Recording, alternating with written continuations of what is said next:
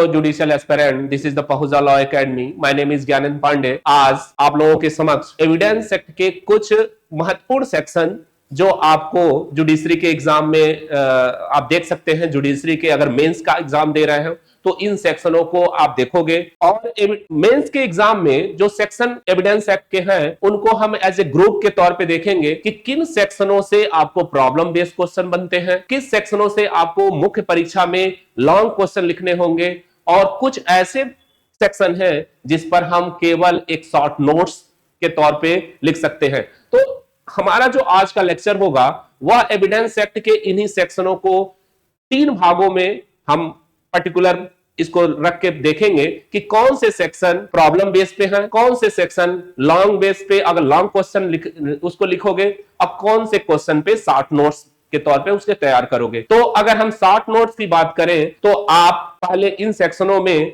धारा 3, 4 को आप शॉर्ट नोट्स में देखोगे। साक्ष्य की परिभाषा क्या है, सुसंगतता क्या है, विवादक तथ्य क्या है, तथ्य की उपधारणा, विधि की उपधारणा, निश्चायक सबूत, ये सारे जो है आपको टिप्पणी लिखने को, एक शॉर्ट नोट्स लिखने को आते हैं। तो आप सेक्शन 3 और सेक्शन 4 को आप एज ए डिफिनीशन जो क्लॉज है इसको शॉर्ट नोट्स के तौर पे तैयार करोगे।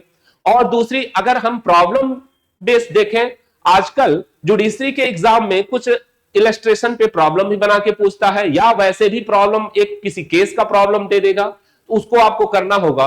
तो प्रॉब्लम बेस अगर हमें सेक्शन को देखें तो इसमें सेक्शन 6, 7, 8, 9, सेक्शन 11, 14, 19, 20 और 24 से लेकर 27, 29 तक के सेक्शन जो है प्रॉब्लम बेस आते हैं, और इनके इलस्ट्रेशन आप तैयार करके जाएंगे, क्योंकि एग्जाम में इन्हीं के इलस्ट्रेशन जो है, इन्हीं के जो दृष्टांत है वो आपसे पूछ दिया जाएगा। दूसरा, जो मेन क्वेश्चन है, जो जिस पर लॉन्ग क्वेश्चन बनता है, उसमें आप देखोगे कि धारा 11, धारा 6, धारा 32 और धारा 45 विशेषज्ञों की राय। इसके साथ ही साथ आप अगर देखो प्राथमिक साक्ष्य और द्वितीयक साक्ष्य के संबंध में धारा 62 से लेकर धारा 61 से लेकर 65 तक के प्रावधान आपको लॉन्ग क्वेश्चन लिखने के लिए आ जाएगा। और इसमें इंपॉर्टेंट जो है, किन मौखिक साक्ष्य के द्वारा दस्तावेजी साक्ष्यों का अपवर्जन, मौखिक साक्ष्यों का अपवर्जन जो दस्तावेजी साक्ष्य के द्वारा हो रहा है,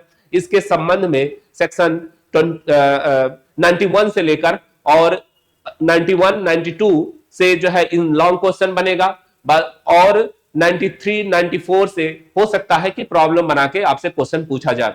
और इससे अगर लॉन्ग क्वेश्चन में आपको देखना हो तो फिर 101 से लेकर 106 तक सबूत के भार क्या समझते हैं, इस पर क्वेश्चन आते हैं। और धारा 112 धर्मस्थता को लेकर क्वेश्चन बनेगा, लॉन्ग क्वेश्चन बनता है। धारा 122 और 126 जो विशेषाधिकार संसूचनाएं हैं, वैवाहिक स्थिति के दौरान की गई संसूचना, या धारा 126 कहता है कि अगर अपने नियोजन के अनुक्रम में आप अधिवक्ता से कोई संसूचना करते हैं तो उसके संबंध में क्या नियम है, ये लॉन्ग क्वेश्चन आपसे पूछा जा सकता है। और इसके साथ ही साथ आप धारा 133, बहुत इंपॉर्टेंट सेक्शन है, मोस्ट इंपॉर्टेंट सेक्शन है, धारा 133 सहअपराधी के संबंध में बताता है, और इसके साथ धारा 33 का आप जो है 114 का दृष्टांत बी को साथ में लेकर पढ़ा जाता है। जैसा कि आप जानते हैं, आप मेंस में इन दोनों सेक्शनों को एक साथ लेकर पढ़ोगे। और जो आगे के सेक्शन है उसमें जो है परीक्षा के संबंध में धारा 137, 138 और सूचक प्रश्न कब पूछा जाएगा, सूचक प्रश्न कब नहीं पूछा जाएगा, धारा 141, 142, या जो लॉन्ग क्वेश्चन के तौर पे आपसे क्वेश्चन पूछा जाता है। और आखिरी में आप देखोगे तो धारा 154 जो पक्षद्रोही साक्षी के बारे में बताता है, इससे भी आपके लॉन्ग क्वेश्चन लिखने के लिए आते हैं। तो इन सेक्शनों को आप एज ए लॉन्ग प्रश्नों के उत्तर के संबंध में इसको लिख सकते हो, और जो हमने सेक्शन प्रॉब्लम बेस बनाए वह प्रॉब्लम बेस उसके जो दृष्टांत है वह प्रॉब्लम बेस आप पढ़ सकते हो। और इस पे आप टिप्पणी के लिए, जो शॉर्ट नोट्स के लिए केवल डिफिनीशन क्लास तैयार कर सकते हो।